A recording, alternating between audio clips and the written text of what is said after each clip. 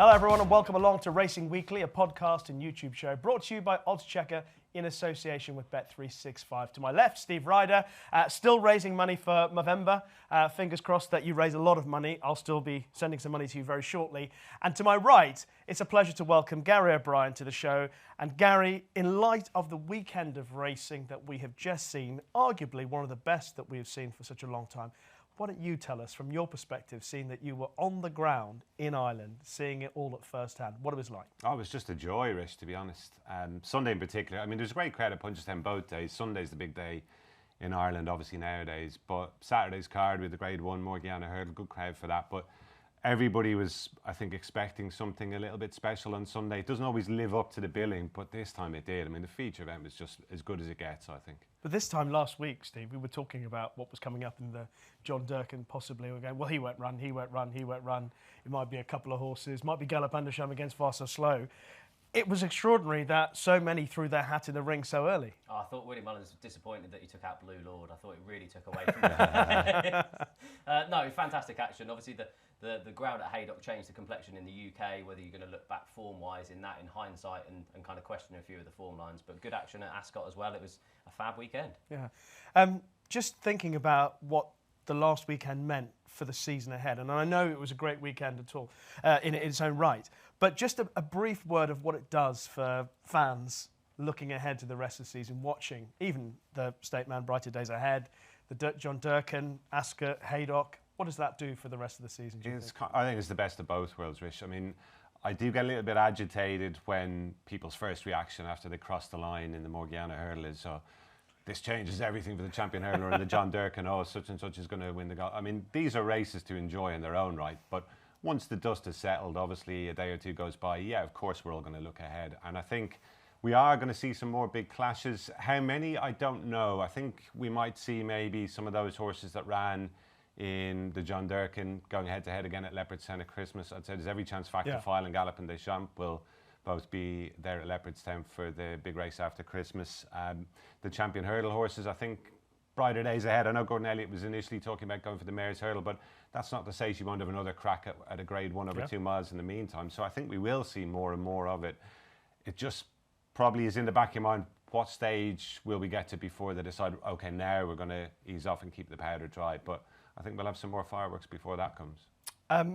I don't want to bore people because they've heard enough about it in the last week or so, but we haven't had a chance to discuss it. But the whole Constitution Hill episode and the beginning, or the middle to the beginning part of the week did detract from all the good racing that was coming up. Thankfully, the racing was so brilliant that we all forgot, really, about Constitution Hill by the end of the week. But what was your view, the way that all sort of unfolded through the week? I thought Nicky Henderson could... I think what he does with regards to speak to the media is really good, but I also think that he sometimes doesn't help himself, because when you see moves on exchanges before a press release, you kind of already know that it's then coming. I thought the gallop was interesting. Sergino would have been more ahead.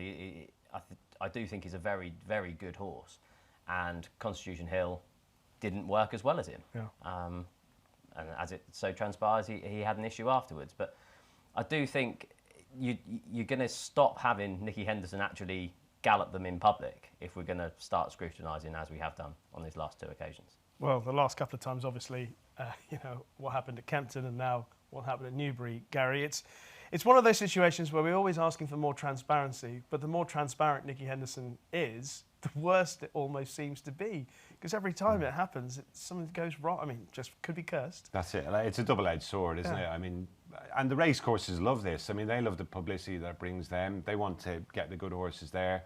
They want publicity from, the racing channels, the racing media. But if something does go wrong or a horse underwhelms in a gallop, then everybody is all over it straight away. And yeah, I don't know. I just wonder, will Nicky eventually get to the stage where he thinks, is this really worth it? There's been, as you say, a couple of well-documented setbacks now with the horse. So, I have my doubts whether we'll see him in a huge number of racecourse gallops going forward. Maybe he will, though. I don't know. We will obviously talk more about the champion hurdle picture and how that involves Constitution Hill a little bit later in the show. But a brief word from you, Gary, on a horse that has made an impression, maybe one that you expect to make an impression, for the season ahead? Yeah, I've come up with a horse called Iransi, Rishi. My horse to follow for the season hasn't run yet. A mare Willie Mullins trains called Fleur of Fazil. She was a good mare in bumpers last season, but reassuringly, she did get a mention in the stable tour the other day, so hopefully she's alive and well and we'll see her soon. But he also trains Iransi, who won a maiden hurdle at Punchestown there about 2.5 weeks ago. He had one run last season, was third in that hot maiden hurdle at Fairy House on this weekend last year, won by Firefox. Ballyburn was second. Now, he was well off the top two, but he shaped really well. Blitzed his rivals in a maiden hurdle at Punchestown on his first start back. The second is No Mug. He'd won a bumper at the Punchestown Festival, a horse called Will the Wise, and he was well clear of the rest. So I really like what I saw from him that day. I don't know what the plans are. I'd imagine we'll probably see him either around about Christmas time, possibly maybe a little bit before that, but he's definitely one to keep on side, I think. Okay, that hopefully whets the appetite for what else is still to come in this episode of Racing Weekly. Up next, though, it's time for Racing Recap. And we start at Haydock, and I will start with Steve on this because we spoke a lot about the Betfair Chase last week and the likely protagonist, and it all sort of centred around Grey Dawning. Connection's still very hopeful that they've got a real Gold Cup horse, but on the day, how brilliant was Charlie Deutsch, Royal Pagaille, Venetia Williams and the team? Really good. We had a lot more rain than what we actually expected when we recorded it on Tuesday, which really favoured Royal Pagaille and hindered the likes of Hewick, who in the end didn't run, the Real Wacker, who didn't run, Brave Man's Game and the Hoy Senior. So it was a change in complexion. The market got it right with Grey Dawning, drifted out, as we kind of said on the show last week. Royal Pagaille got well backed, although they did slightly flip-flop just before the off. I thought Royal Pagaille hated making the run-in. I could understand why Charlie Deutsch did it, wanted to make it a proper stamina test, but he steadied into his fences, so arguably you could upgrade the performance of Royal Pagaille, I think. There were talks of the King George. He obviously was a bit of a fortunate second in that a couple of years ago when Lon Presse finished, fell at the last behind Brave Man's Game, but I just think you need to stick to what you know with Royal Pagaille. Heavy ground at Haydock. I think they'll come back for the Peter Marsh Chase, try and win that off-top weight. And that looks a logical step for me.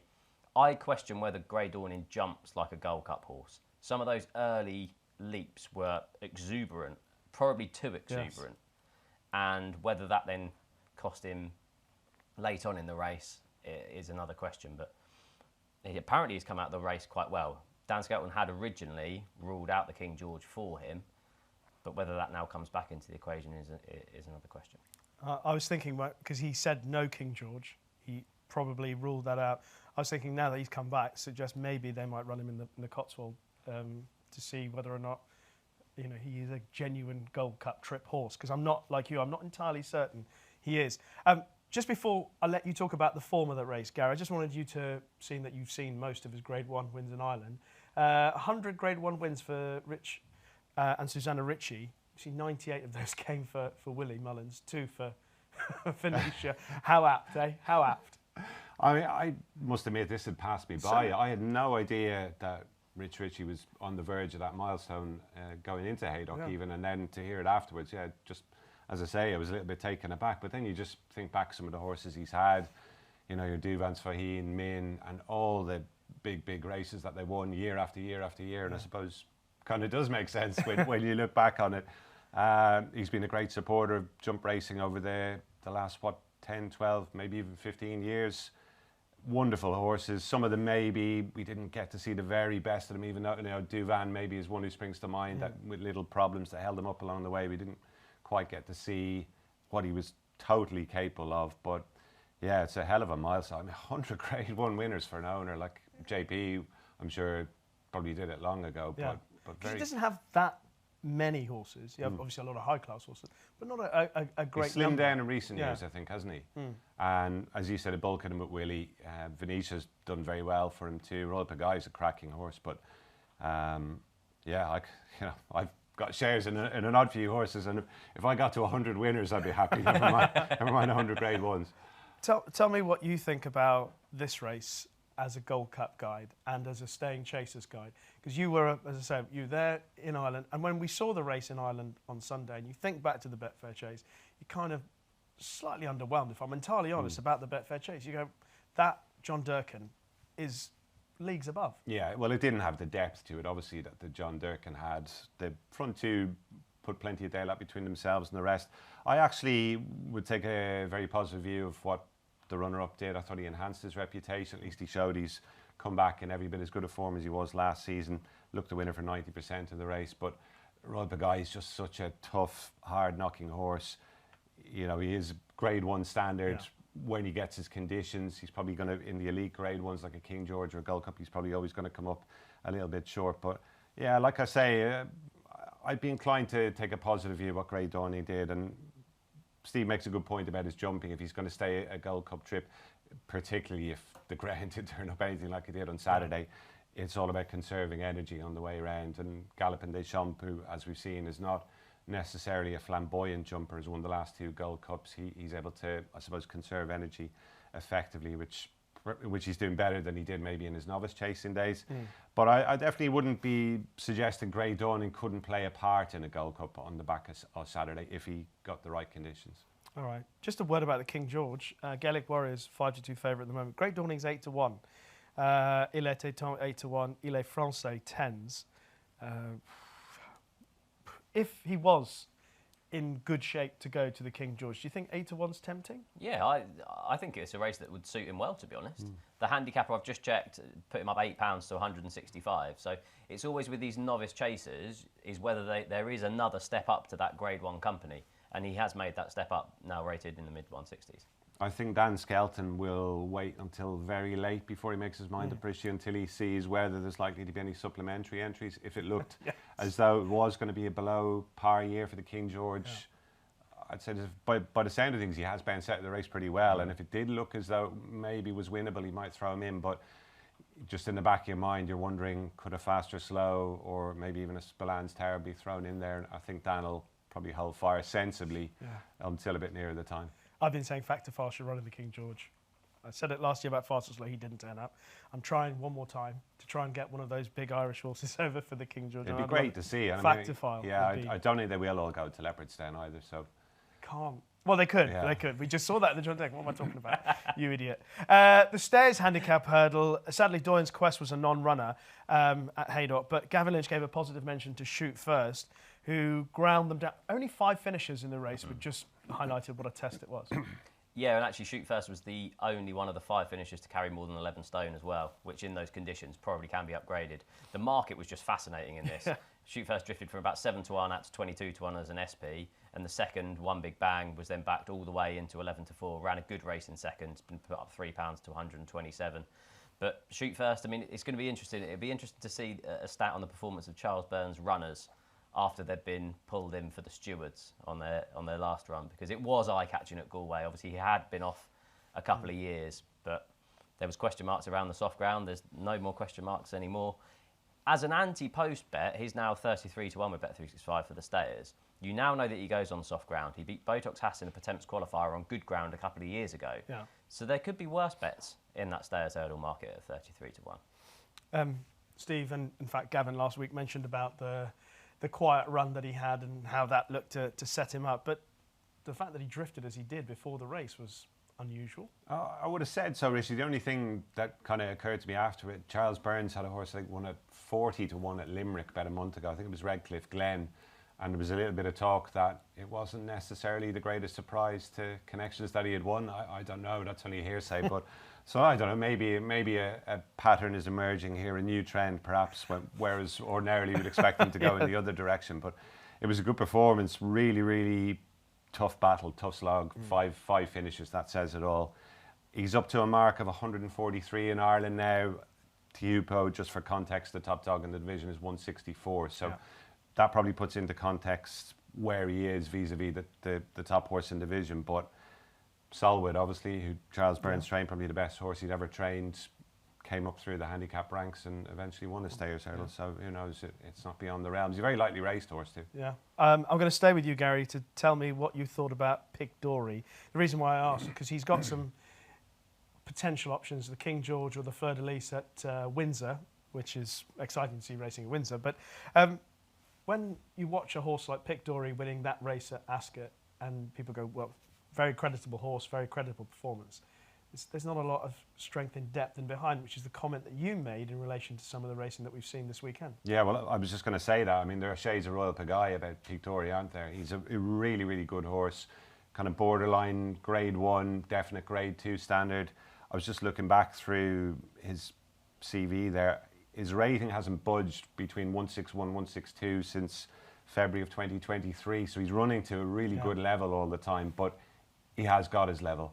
And Saturday was a great opportunity for him. He's been really well placed to pick up those good pots at Ascot, hasn't he? And you'd have been disappointed if he hadn't won on Saturday. I think he had wind surgery again before Saturday's race. So sometimes the theory is that it might take the second run before you see the best of them after they've had wind surgery. So maybe he will be a bit better next time. But if he's going to go back into Grade 1 company, he will need to be, I think. He's won 850 grand in his career. I mean, terrific horse. But is it down to Paul Nicholls placing him brilliantly as opposed to the horse being that good? Yeah, I think it's a combination of the two. He reminds me of a famous name in Ireland a few years ago. Like, Connections just placed him in exactly the right races for him to be able to then win. I know he's won a Mellon Chase. If you look back at that, that was a poor renewal. I think Fakir Dudery was second that year. But he's still a young horse. He could run in those 2 Ascot Grade 1s for the next 3 years and feasibly win them. Watching it live, I thought he might be in slight trouble between 2 out and the last. Harry Cobden kind of let him pop the second last, which allowed the Hidden Depths and Dash Dress to close approaching the last. Yeah. And he needed a good leap, got it, and then eased clear by 3.5 lengths. I thought it was a good performance. And running like that would make you think that he probably took a blow between the second last and the last, and actually probably come on fitness-wise. So I was impressed. Okay. As I said, he could go for the King George or the Fleur de Lis at Windsor. The Ascot Hurdle turned into a terrific finish. Lucky Place managed to win. He's a horse who was quite unexposed last year. He ended up being actually one of the rare bright spots for Nicky Henderson at the Cheltenham Festival. How impressed were you with him? What did you think of Blue King Daru comes out the best horse, and Golden Ace in particular? Yeah, Harry Cobden tried to repeat the tactics in the Johnny Delahaye colours, trying to make all on Blue King Daru. Ran really well. It's worth noting that he was trying to concede £6 to the winner. Lucky Place, like you said, was probably one of the only Nicky Henderson horses that really ran his race at the Cheltenham Festival last year, finished 4th in the Coral Cup behind Langer Dan. There was talk of a novice chase campaign, but after you've won this, he's now 25 to 1 with Bet365 for the Stayers Hurdle. He's well entitled to go that way, and then you can go novice chasing next year. I think he is still only 5, going on 6 next year. Golden Ace actually settled better than I thought she would. My worry with her is that she'd be too keen over this trip early on in the race. It was interesting to see Lorcan Williams say afterwards that she did not stay the trip on her first run of the season. Yeah. So will a return to 2 miles then do that? But I thought she settled okay, travelled like the best horse into the race, and you just don't really know fitness-wise how then she'll then go through the rest of the season.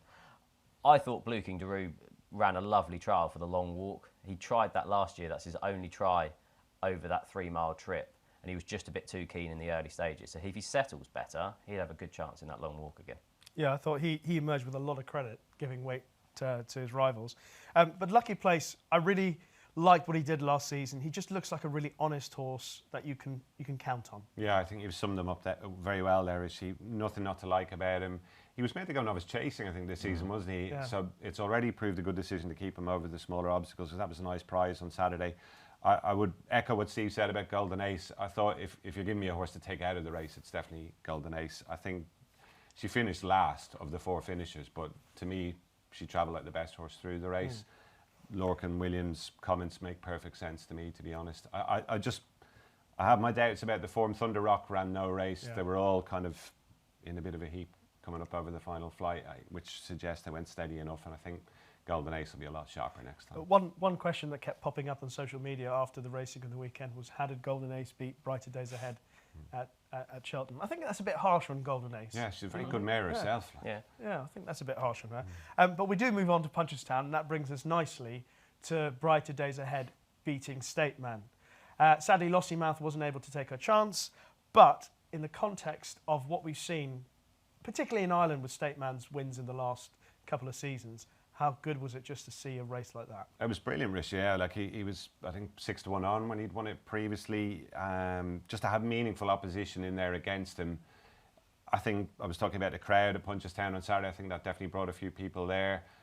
I'm sure quite a few of them would love to see Lossimed in there as well, but hopefully we'll see her taking on Tiapu instead in the Hatton's Grace at Fairyhouse. But it was a great race to watch, and I don't think Jack Kennedy and the camp had much choice other than to do what they did, but he carried it out really effectively, really efficiently. She was able to kick a couple of hurdles out of the way and still have enough in reserve to respond when State Man headed her over the last.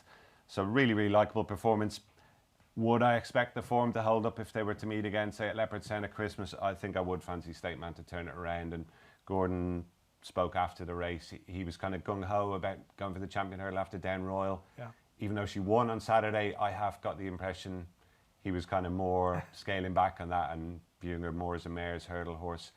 To me, she is better, or will definitely prove to be better over a bit further. But that's not to say she can't get involved in some of those Grade 1 races over 2 miles going forward. So it would be great to see a rematch, I think, from the neutrals' point of view. Would you prefer to see her run in the champion hurdle as a Gary O'Brien? I tell you what, I love her. Racing fan. I'd love to see her clash with State Man again at Leopardstown at Christmas, and if she was able to even if she got beaten by him, run him close, then I would say, yeah, I'd love to see her in the champion hurdle.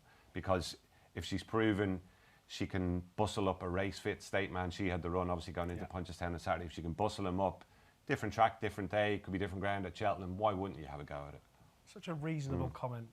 Always so reasonable. What was your view of it, Steve? She didn't jump like a champion hurdler, did she? Jumped a bit left-handed, kicked a couple out of the way. So actually, Leopardstown, is that going to suit her better, coming left-handed? Definitely. But you then have the benefit, State Man will have the benefit of a recent run. So it is going to be fascinating. I do hope they clash again, because that will tell us where to go. This was the ride that Jack Kennedy wished that he'd have used at the Cheltenham Festival last year, isn't it?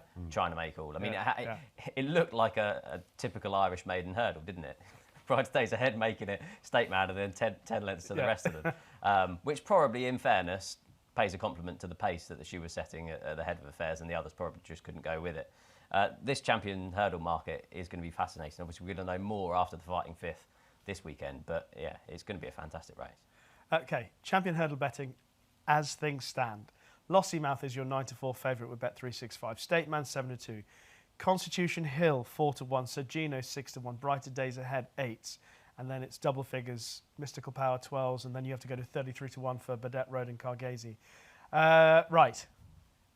Give us your synopsis on the champion hurdle picture right now, including the uncertainty about the market leader, who was lame, the third in the betting, Constitution Hill, who was lame, Sergino, who's supposed to go over fences, Brighterdaysahead, who's going for the mares. Where do you stand on it? I mean, everything's up in the air, Rishi. You pretty much summed it up nicely there. They're not exactly giving anything away, the bookies, with the prices, are they? I mean, Lossiemouth is favourite by default. If you were to force me into backing something, probably State Man, because you know what you're going to get with State Man. He's such a reliable horse. The chances are he's going to be there on the day, and even he's at Cheltenham, going to give his running. He's won a champion hurdle. Okay. Yes, he has. I wouldn't back him now. Yeah. It's just if I was forced into having a bet at the moment. Sergino, I'm so looking forward to seeing him at the weekend. Just thinking he's got so much potential upside, and all the more so after watching him gallop and seemingly gallop all over a champion hurdle winner. Well, he did gallop over a horse that was lame. That's afterwards. Yes, afterwards.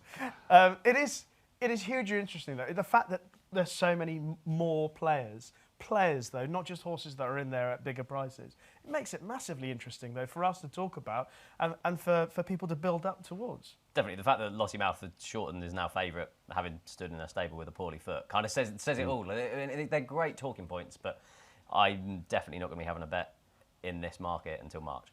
Okay, but if you had to, because Gary's gone for the State Man, I wouldn't force you, but I'm glad that you forced yourself.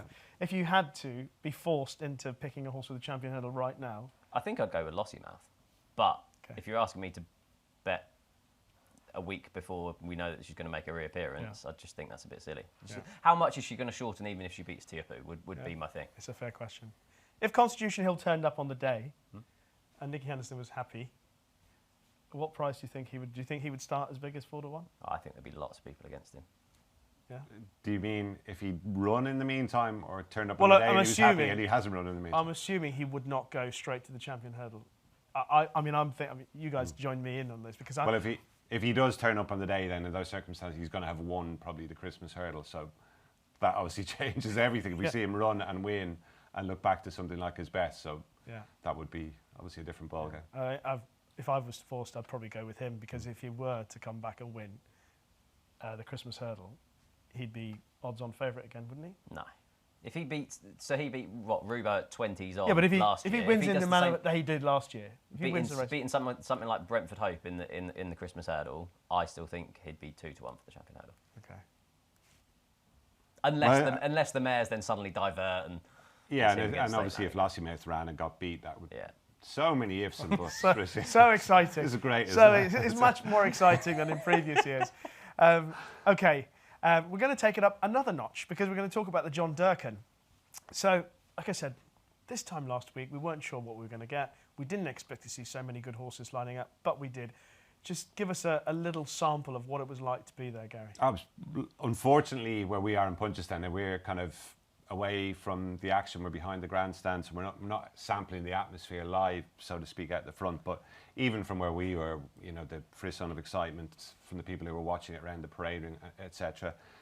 I think we're going to struggle to get a better race than that in the entire season. Now, I hope I'm wrong because what you love is that we get more and more and more of this. But they all turned up, as you say, with the exception of Blue Lord, obviously, and the big guns all performed. I mean, the four that fought it out, like, just pulled miles clear of the rest. Yeah. I'd imagine, I know the way you're thinking, probably didn't show up on the day for whatever reason. He's better than he showed, but those four just look different level, don't they? Yeah. Grey Dawning, if he'd been in it, where would he have finished? I don't know. Would he have been in the mix for third, fourth, fifth? That's the kind of suspicion. But he's a horse with a bit more potential upside, I guess, than some of the others. But just a brilliant race to watch. I thought Spillane Tower was going to win when he came up over the last. Full credit to Factifile. He found a bit extra. I thought he was holding him at the line. Yeah. But both of those horses just, I think, have so much more to offer potentially. And then you have the clash that everyone's talking about. Don't give up on Galopin. Don't give up on Fast or Slow. Those two horses, they've been so good over the last couple of seasons. The new blood, the clash, the more clashes that we expect to see. Who are you with at this stage? You still thinking about not just the Gold Cup, because that's further down the line, but other races to come. Do you see a slight changing of the guard, that it is the younger brigade? Do you think Galopin will come back at Leopardstown, maybe at Christmas, and reassert his authority? Yeah, I do. I would probably have Galopin favourite for that race at Christmas, if I'm being completely honest. 2.5 miles around Punchestown, we know isn't Galopin Deschamps' bag, but he jumped well, and actually the pace that he went in the lead, for him to still be in contention, jump in the last, alongside two speedier rivals at this stage of their careers, I thought was absolutely fab. I thought the top three were to take out of it. I was slightly disappointed with Fast or Slow. He was well backed, he looked fit, he jumped well. He arguably was a bit keen in the early stages, but even a bit of race riding from Derek O'Connor trying to cut up Factifile that he got a couple of days for still meant that he finished fourth. So I would kind of discount Fast or Slow out of that market and just concentrate on the top three. Galopin Deschamps put in a huge leap at the second last. He still had plenty left, and I thought that was a fab trial for later on in the season. Spillane Tower will have definitely come on for the run, the way that he's going to be trained. And Factifile was fabulous at the finish. Jumped well, made a slight mistake at the fourth last, was then cut up on the turn and still managed to win. But do you know what the best thing about these two finishing 1-2 was?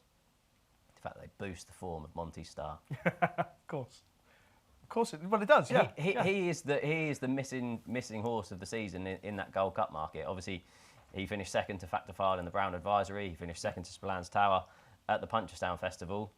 What they do with Monty Star is going to be interesting. He's rated 154. If you now look at the amended figures, Spillane Tower's 165 and Factifile's 169. So it's going to be interesting to see where he lines up.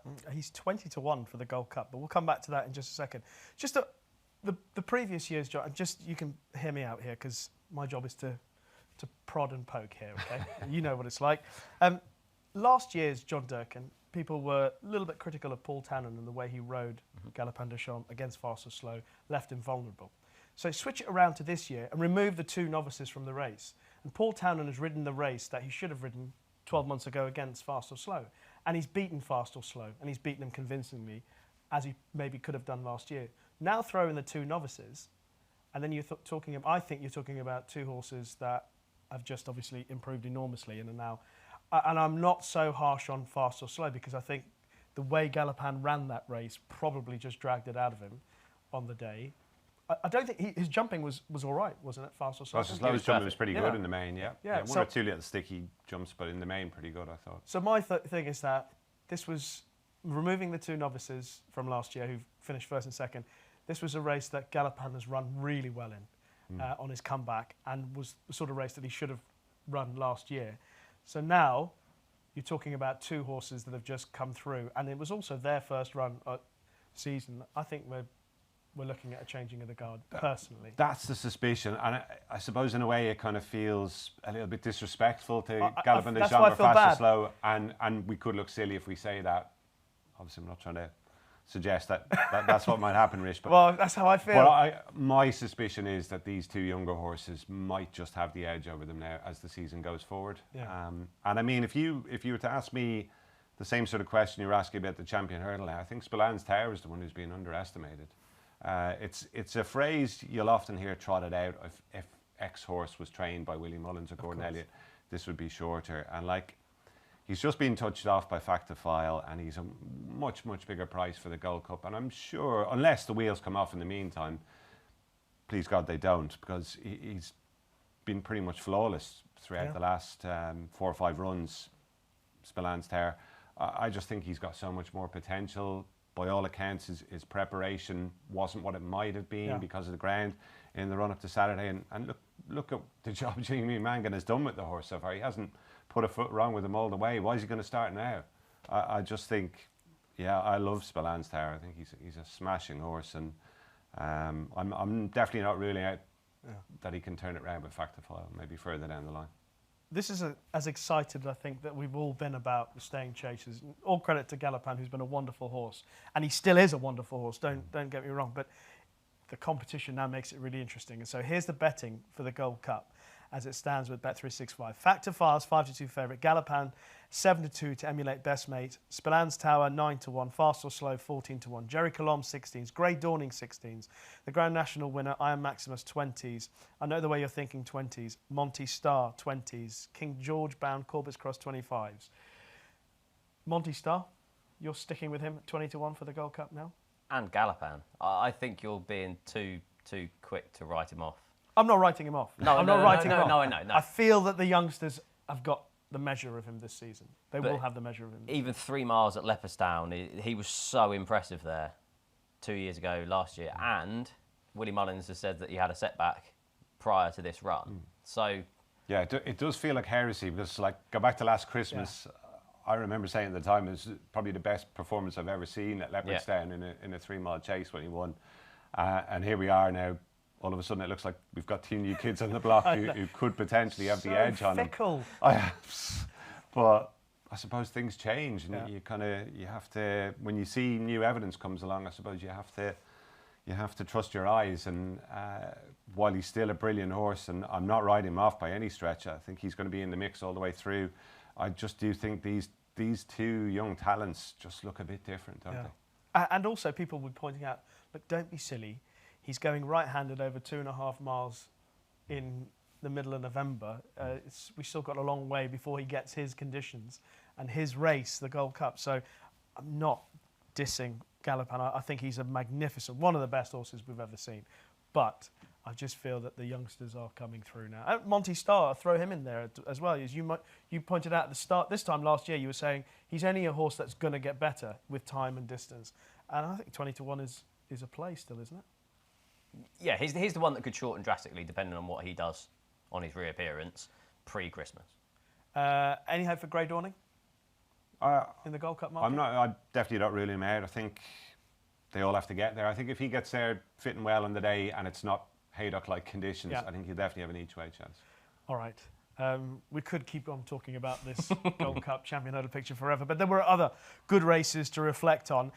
We'll go to the UK-based races first of all, Steve, and you can tell us about things that struck a chord. Well done, by the way, with Martita, who, my goodness, what a horse he's turning out to be now. Yeah, won by 11 lengths, has been put up £11 by the handicapper, so he's going to have to go integrated company now, really. That was just a fantastic hour for Venetia Williams. Obviously, Royal Pagaille winning, Master at Ascot, and then Fontaine Collonges as well at Haydock, winning by 12 lengths. She won't have a... Martin is probably not far behind Peak Dory in his career earnings. Has he off those big handicaps? Yeah. That was a fantastic performance. Should be about performance. The same rating, I imagine. Having backed him, I had absolutely not a moment's worry. It was one of the most enjoyable watches I had of a horse race. Celtic Dino took my eye on Friday. I thought he was really good in the introductory hurdle. Beat a couple of nice horses in Wade Out and Joyeuse. Road Less Travelled, I really liked in the Grade 2 Newton Novices Hurdle. I was impressed with that. John Joe used his experience. He'd won a point-to-point, a maiden hurdle and a novice hurdle under a penalty. Now, looking today, he's been given a rating of 135. John Joe O'Neill won the Betfair Hurdle with Soaring Glory as a novice of 133. Now, the new rules means that he has to have run one more time before he's eligible for the Betfair Hurdle, but I think that might be a logical step for him. So keep an eye out for Road Less Travelled for the Betfair Hurdle. I was against Steel Ally. I thought he'd be a bit too keen over 2 mile 3 on heavy ground, but he was really good. I thought Dylan Johnston was brilliant on him as well. He's absolutely stealing £3 at the minute. He's up £6 to 143. And that provided a form boost to Lump Sum, who obviously beat him in the Welsh Champion Hurdle. It was an interesting graduation chase. Trelawney beat Iroko. I thought Iroko was probably slightly keen on his reappearance, which would make me slightly nervous about a Grand National trip, seeing as this was 2 mile 5 heavy ground and he's still keen in those conditions. But looking at this, Trelawney's up £8 to 152. Iroko's unchanged. So if the Grand National's the long-term aim, it's going to be interesting to see how he's campaigned. I will say that using the wording that jockeys often do in stewards is that he was ridden to finish off the race well. And you can, see what I'm actually trying to say with that. And then just one from yesterday, Iberico Lord, I thought made a winning chasing debut.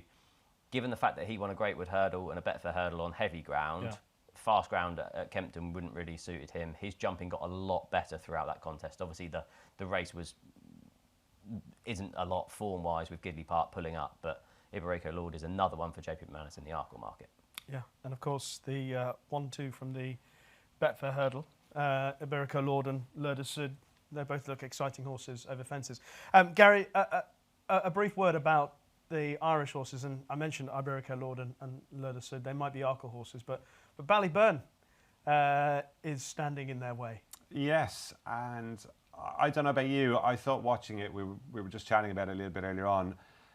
If the 2.5 mile novice chase hadn't been taken out at Cheltenham, I don't think he'd probably be going down the Arkle road. But now, if he goes to Cheltenham, obviously it's a straight fight between that and the Brown Advisory. So maybe it will be favoured, but.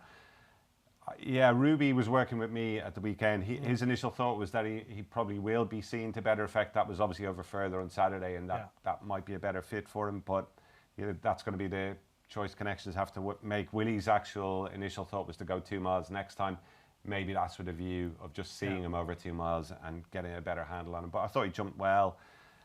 He was clever when he needed to be, when he got in close. Just inclined to skew a little bit in the air over 1 or 2 fences, but never looked like falling, anything like that. So a horse with huge ability. I mean, he's one of the genuine A-listers, isn't he, of national racing at the moment. 6-4 for the Arkle. Yeah, I wouldn't take that, and I'd want to see him again over 2 miles against better opposition before I'd be rushing to back him for the Arkle. Okay. Anything else in Ireland from the weekend that you'd like to mention? Plenty. I thought the big Westerner who won a maiden hurdle on Sunday looked a really nice horse. Dara O'Keefe and Henry de Bromhead are flying. They had a great weekend. She beat a good horse, Willie Mullins, called Argento Boy, and I think she'll improve as well. Mary came from a point-to-point background, but didn't look short of speed. Lot of Joy seems to have turned a bit of a corner of late. She won the Grable Mares Hurdle. Front-running tactics seemed to have brought out the best in her. And I think she was often fancied for some of those big handicaps in the flat, and I think people got a bit frustrated with her. But as I say, something just seems to have clicked with her of late, and I think she'll probably roll up to Leopardstown at Christmas for the 2.5 mile mares race. She'll have a great chance there. Touch Me Not was brilliant in the round of jumping he produced in the Craddock stand. Had them all off the bridle some way out. And like no great shakes over hurdles. Yeah. That's not disrespecting the horse by any stretch. He wouldn't have been anywhere near the best of those over hurdles, but he's just obviously a different horse over a fence. It was a joy to watch. We've obviously got the lengths gain jumping stats now with Race IQ, etc. And I think he was 9-10 lengths better than everything else on Sunday, and that's exactly how it looked as well. I think Sam Ewing said it was the best ride he's had off a horse in a long, long time. So 33-1 for the Arkle. I'd hold fire on that for now, but he's a horse who's going to win a lot more good races, I think, over fences the way he jumps. Okay. Anything else that you want to mention from the weekend, or we've covered everything? No, just the Florida Pearl. It raised some jeers, obviously, when the Gigginstown and Gordon Elliott filled all 3 entries. But it gave us a fantastic race. Like I thought Cellar Story was good. He made a couple of mistakes on the way round, but he was conceding both race fitness and chasing experience to his stablemate Search for Glory. And it's not many times that you get an Albert Bartlett winner that's 20-1 for the Brown Advisory at this stage, having made a winning chasing debut. So if it came up heavy ground in March in a Brown Advisory, I thought we'd have a chance. Okay. Well, I have to say, in all the episodes of Racing Weekly that we've done over the years and series, looking back on the weekend that we've just had, that will be up there in the list, wouldn't it? I mean, just superb. It's what we want, competition. It gets us talking about races to come, not just the Cheltenham Festival, but races to come before that, and obviously gets us excited about just supporting horses that we like and appreciate. So long may it continue. And that has been this week's enjoyable racing recap. Now, before we get into our weekend preview, just to let you know that our sponsor, Bet365, have a best odds guaranteed offer. It's available on every single UK and Irish race from 8 a.m. on the day of the race. If you take a price and the SP is bigger, Bet365 will pay you at the bigger odds. Full T's and C's can be found on the website. Lots of good racing to come this weekend, and we'll focus first of all on the Fighting Fifth at Newcastle, that Grade 1. 11 entries, obviously no Constitution Hill. We can go over that as much as we want, but it doesn't really matter. He's not going to be there. Sergino, though, who worked with him, that's your even money favourite with Bet365 as things stand. Mystical Power, 11-8, 6-1 Brentford Hope, Salva is 12s, lump sum 20s along with Nemean Lion, and then bigger prices, the others. Gary, I'll start with you here.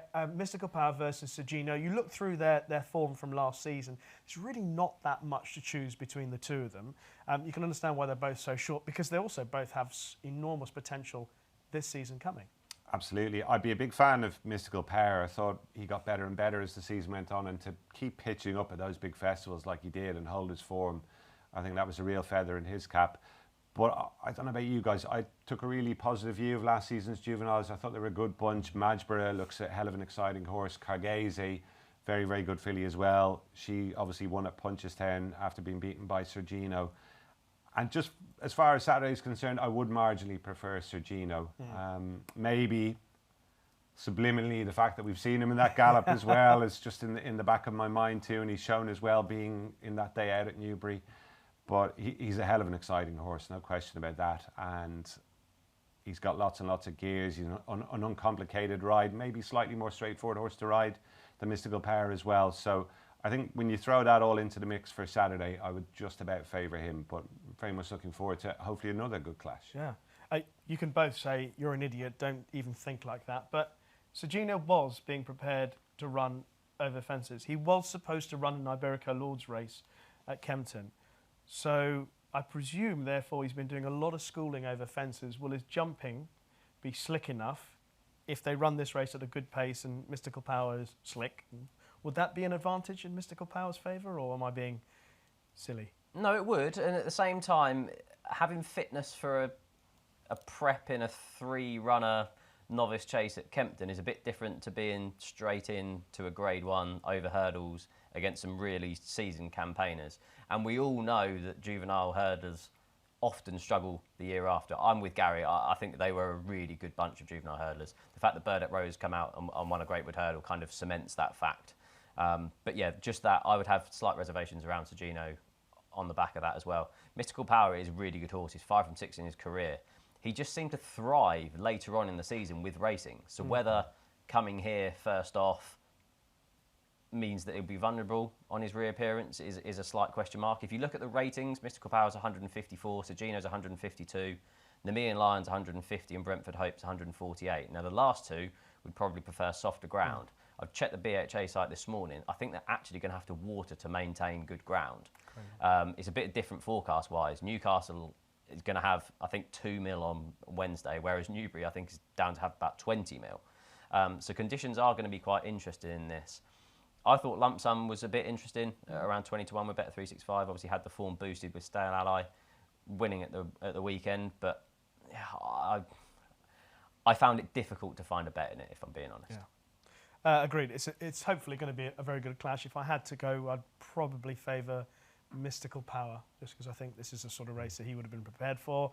And also, I like the fact that as the season wore on, it seemed as if Mark Walsh decided that the later you challenge on Mystical Power, the better. And he'll know him, obviously, even better. I think at Cheltenham, just felt that maybe it just got away from him, I think. Interested to see if he wears the hood on Saturday as well, Rishi. Yeah, obviously, he had the 2 Grade 1 wins in the hood at the end of last season.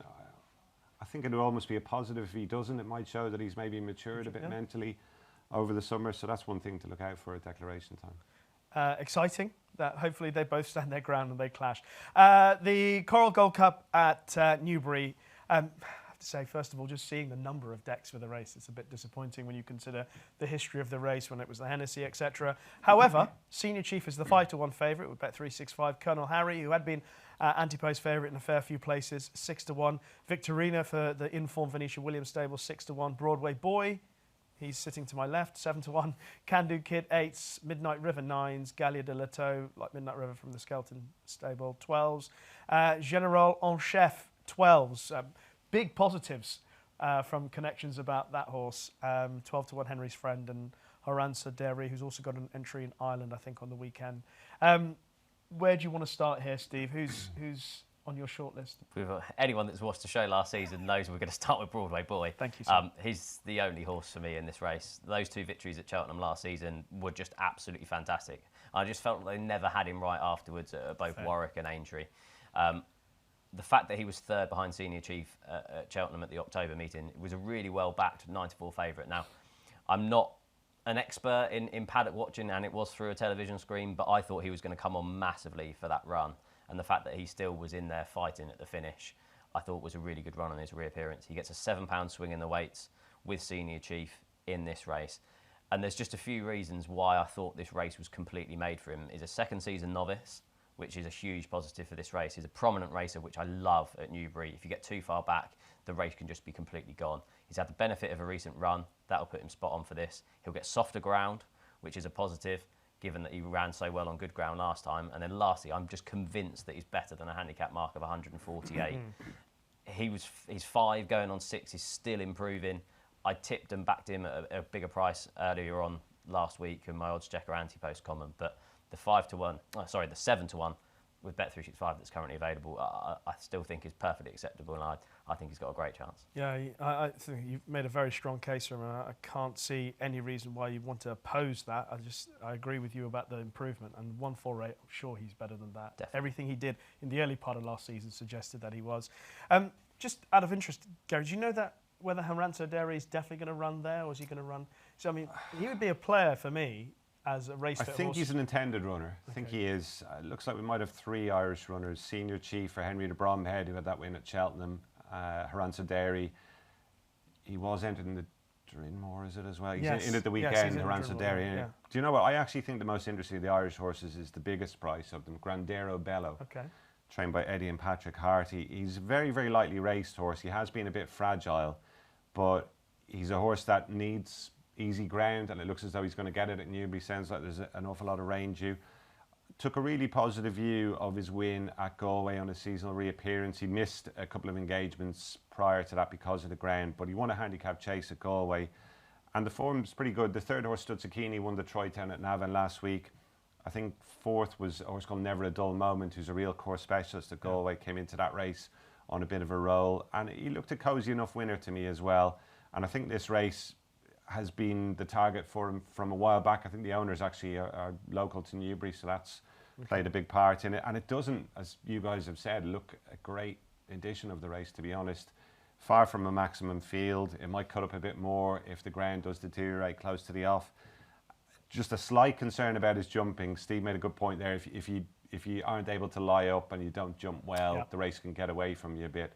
So that would be a little bit of a concern. He can be a tad sticky at times. But if his jumping holds up, I think he could potentially surprise a few people. Again, might just be a little bit of smaller stable syndrome like we were talking about with Spillane Tower. The Harties probably more gravitating towards flat racing than jumpers these days. But I do think if he puts it all together, he could run well at a good price. Okay, two very good cases made. I do like Broadway Boyer. Like Steve, I'm a huge admirer of the horse. And I also like the fact that Willie Twiston-Davies, who, as we said recently, he wears his heart on his sleeve and he doesn't really hide anything from you. And he pretty much said that he'll need the run, which is the way he ran at Cheltenham. And it was a very encouraging return. Slightly concerned about the French horse as well. Third in the equivalent of the French Gold Cup. That's pretty good. And Connections are making a big play about his handicap mark as well. And he's 12-1. So those were the two plays in that big race at Newbury on the weekend. Let's have a look at the long distance hurdle. Some familiar names here. Langadan, who according to Connections does not like this time of the year. 9-4 joint favourite with Ollie Murphy's strong leader. Crambo 11-4. Dashel Drasher's still in there, having run last weekend 7-1. Beacon Edge 8s. Monmoral 8s. Katira, who won, was it yesterday? Yeah. 9-1. Doyen Quest 12s, but he's also got an entry in the handicap hurdle, and big prices the others. Gary, anything take your fancy in the long distance hurdle? Just to go back to Langadan, a bit of an anomaly. I was looking back through his record. He's run 24 times, never run over 3 miles, That's which is unusual. Question marks, yeah, and just kind of found myself asking why. 24 runs, he never run over 3 miles. Do Connections feel there is a little bit of a doubt about his stamina? He's won over the best part of 2 miles 6, all right, or gone close over that distance. So bearing that in mind, and the fact that Dan Skelton wasn't exactly exuding confidence about him when he was interviewed recently, I'd probably prefer a strong leader here. I think Connections got to grips with the horse laterally last season, culminating in the Grade 1 win at Aintree. You'd love to see him brush up a little bit with his jumping. He can be rather clumsy at times, but he does strike me as a horse who is going to get better and better with racing, I think, as he sharpens up. And now that Connections know, I think, his optimum conditions, how best to ride him, I think there could be a bit more to come from him this year. So I'd be in his camp. Strong leader. What do you like here? I'm in the same camp as Gary. I've got reservations around Langadan at the trip and at the time of the year. And I thought the fact that it's soft ground will mean that Doyen Quest won't run. I thought Strong Leader's improvement came from the fact that he is now up to 3 miles. He tried it for the first time in the Cleve hurdle when he finished third. Connections are adamant that he doesn't like Cheltenham, so the fact that he can finish within 2 lengths of Noble Yates and Paisley Park there is probably upgradable. And then the fact that he won the Liverpool hurdle easily by 4 lengths. Yes, it was a weak contest. You had Buddy One and Hidden Valley Lake and Monkfish, but I'd still say that's easily the leading piece of form over this trip. It worried me how Crambo finished last season. Really went downhill. He would be linked with Strong Leader on a line through Paisley Park in the long walk, but it was so bad towards the end of the season. I wouldn't be able to forgive that at around 11-4. And yeah, I've actually backed Strong Leader at 9-4 for this. Okay, well, we're in opposing camps because I like Crambo based on his record fresh. Apart from Cheltenham last year where he ran flat and then he ran flat again. So clearly something was wrong with the horse. But I would imagine, and I have no idea, I'm taking a chance that they've spent the summer working him out on what's gone wrong.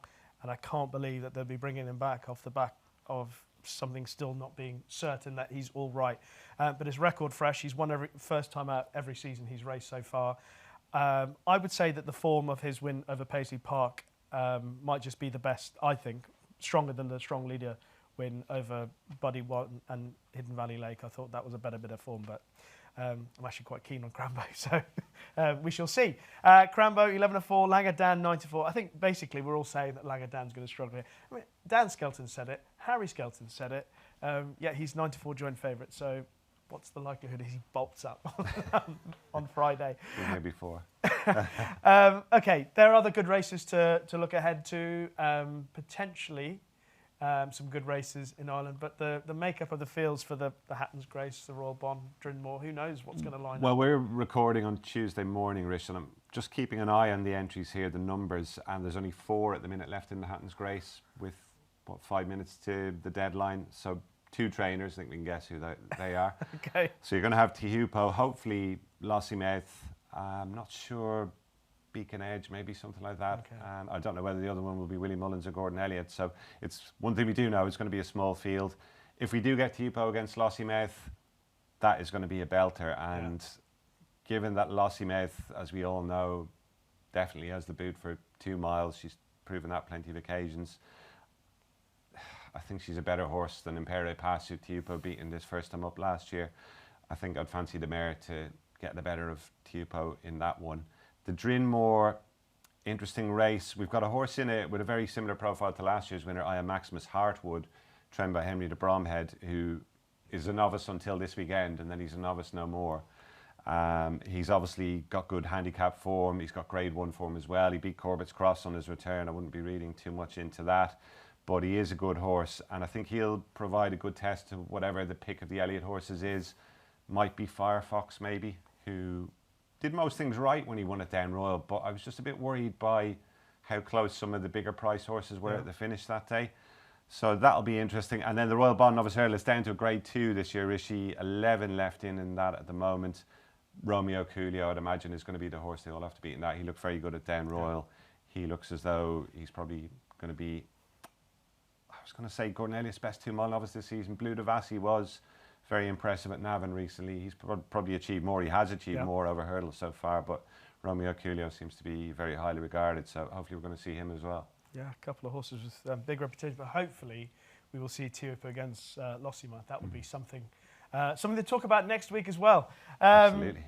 Steve, there's some good racing at Newbury in particular. There's the potential of Paul Nicholls releasing Caldwell Potter off the leash, along with maybe Captain T, Caliph de Burle. They're all entered this weekend. Yeah, they face good competition as well, because you've got the likes of Will Mount, the Jukebox Man, and Johnny Who entered in those races against them as well. And he does also have Regent Stroll set for his hurdling debut at Newbury on Friday as well, and that'll be against Royce of Ben Paulings and Let It Rain of Dan Skelton. So we've got some proper action coming up at Newbury. I thought Gary summed up the Irish stuff very, very well, so I'm not going to go through any more of that. There's one entry that's really interesting. The New Lion is entered in the 2.5 mile novice hurdle at Newbury. Obviously, that's the same course and distance to what the Challow will be run over. Yes. So if he was to win that under a penalty, then he'll no doubt be favourite for the Challow, which is looking like it's going to be a fab race this year. Mr. Megget, the New Lion, Quebecois, etc., etc. So that could be a brilliant race. And just one more to note, in the 154 at Newbury on Saturday, John Joe O'Neill has been driving me absolutely mad the last couple of weeks with any harm in asking.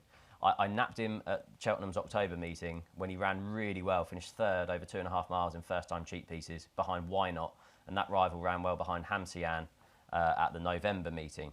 Now, he was a non-runner at Cheltenham on November on good ground, on account of the ground, and then was a non-runner at Haydock on Saturday on soft ground, on account of the ground. Yeah. So he's definitely not an anti-post selection, but if he's declared and he's still a double-figure price, I do like any harm in asking as a horse. All right. And if Jerick Hedderepene turns up in the Jerry Fielden, he's got an entry for that race. I think he's 5-1 with Bet365 for the race at the moment. But obviously the plan was to go over fences. We saw what happened at Sandown. He had a schooling session at Kempton on Monday because he behaved so badly, surprisingly for connections. They hadn't seen that from him before. But apparently he behaved much better and was good at Kempton. So it's possible he might go back over hurdles and run in the Jerry Fielden on Saturday at Newbury. If he does, then I'll be hoping he wins, although Queen's Gamble's also in there as well. She's one of my favourites. But Jerick Hedderepene, I hope he gets his career back on track. OK, that's a look at some of the best racing coming up ahead. But of course, our best bets are still to come. But before we get into our best bets of the weekend, just to let you know of a free-to-play 6 horses challenge. It's available every weekend with prize pools available for 5 and 4 correct predictions, as well as the jackpot for all 6 T's and C's apply. Time now for our best bets of the weekend. Gary, you're first at the plate. I'm going to go to Fairy House on Sunday, Rishi. I'm hoping that this mare is going to run in the big handicap hurdle there at 3:10, the Bar 1 Racing handicap hurdle. Cala Conti, trained by Gordon Elliott. Could be a big day for Rob Coore on Sunday. We've got Tupou, Hartwood, probably one or two others besides as well. But Calaconte won a good handicap hurdle at Den Royal at the big meeting this season, first time out. And I thought she won despite a few things going wrong. She got hampered by a faller at one stage. She had to be manoeuvred through a few fairly tight gaps. And £8 in the circumstances I thought was fair enough. I'd imagine Carl Miller, who rode her that day, will claim 7 off her again on Sunday. Okay. And he's a real go-to man in these big handicaps. So Calaconte at Fairyhouse on Sunday. Calaconte, Sunday at Fairyhouse. Steve? I'm going for Excelero in the Jerry Field and the intermediate handicap hurdle at Newbury on Saturday. Now, the Jane Williams stable are running much better recently, even though the figures actually won't tell you that based on strike rate. On her last 8 runners, she had 1 winner, 2 seconds, 2 thirds and a 4th. So even though she's only had 1 winner out of those, they are running much, much better. We've touched on the juvenile hurdle form from last year. Burdett Road has come out and won the Greatwood Hurdle. That would give you hope that there are a good bunch of juvenile hurdlers. And he has form tied in with the top performers of last year. He finished 2nd behind Salva on his hurdling debut. That rival won his next 3 starts, finishing 3rd in the Triumph. He then finished 4th behind Sergino, Burdett Road and Milantino on trials day in a Grade 2, and then justified a short price to win by market raising by 14 lengths. He then finished 3rd behind Ryan's Rocket at Kempton in May. And then if you look at their ratings now, there's no doubt that he's well handicapped. He has form behind Salva, who's rated 143, Sergino, who's rated 152, Burdett Road, who's rated 142, and Ryan Rocket, who's rated 127. Excelero makes his handicap debut off a mark of 120 here. He's 8-1 with Bet365. I thought that was very fair for a stable who are in much better form. Okay, that's the Jerry Field on Saturday at Newbury. Excelero for Steve, and I'm going for Crambo in the long distance hurdle. I thought Langadan was vulnerable because of the time of the year, and even so, he has to prove that he stays 3 miles. Strong leader. I'm not entirely certain if the ground came up really testing whether that would suit him, and even his best run from last season, I don't think is as good as Crambo's. I know that Crambo finished off his season running flat 2 occasions, but if he is back to his best, I think 11:04 represents really good value still about a horse who could be way better than these. I thought his win at Ascot last season was the best bit of form on offer in the race, beating Paisley Park. Dashel Drasher is also next to the market behind him, and he's won every time he's run first up for the season in 3 seasons so far. He's good off a break, so hopefully he's back to his best. If he is, I think that's more than good enough to win. So just to recap, Gary's gone for Calaconte at Fairyhouse on Sunday. Steve is going for Excelero Newbury on Saturday, and I'm going for Crambo on Friday at Newbury. That's pretty much it. Gary, where will you be based this weekend? I'm going to be in Fairyhouse both days the weekend, Rishi, and before that I'm in Thurles for a couple of days, Thursday and Friday, so I've been down there for a while. Lovely. Steve, what's your plans this week? I was half tempted to go to Newcastle. I've never been to the racecourse at Newcastle, so we'll see how that fighting fifth field actually then ends up being come declaration time, whether I make the trip up north. Lovely. Well, I will be watching wherever I can on Saturday. Thank you very much to the both of you. Last chance to support and sponsor Steve's Movember, so make sure that if you haven't so far that you do. That includes me. Thank you very much for watching this episode of Racing Weekly, brought to you by oddschecker in association with Bet365. Steve and Gary, thank you for being alongside me for today. Thank you for watching, and of course if you have any comments, positive or negative, then please leave a review in the comments section on YouTube or in the Apple podcast review section. We're back next week. Aidan Coleman's going to join us to preview the Tingle Creek meeting. Whether or not we're with John Bon or against him, you have to join us next week to find out. Steve, Gary, myself and the team from all of us here, bye-bye.